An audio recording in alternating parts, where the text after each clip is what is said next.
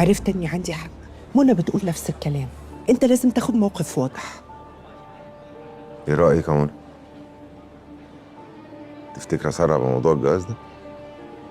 أنا ما قلتش تتجوز، أنا قلت لازم تاخد قرار بسرعة عشان نهلة برضو تشوف حياتها. وانا لسه عندي نفس المشاكل بنفس الافكار.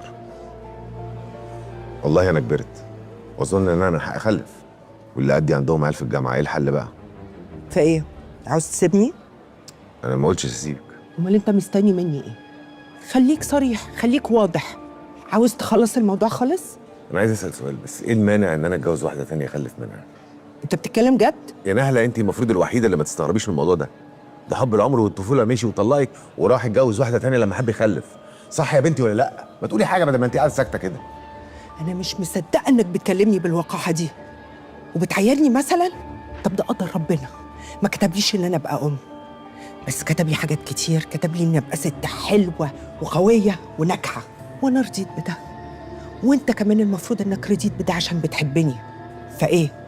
ما هي مش مفاجاه، احنا بقالنا مع بعض 5 سنين، لا راضي تمشي ولا راضي تتجوز، ودلوقتي بتعايرني ان انا ما بخلفش. كنت مكمل ليه؟ بس الناس بتبصي والله. انا اسفه يا حبيبتي ان انا بحطك في مواقف انتي مالكيش ذنب تتحمليها. انا همشي دلوقتي وانتوا امشوا بعديها. احسن برضه، واضح ان نفسيتك تعبانه. خلينا نتكلم بعدين بقى. انت تخرس خالص.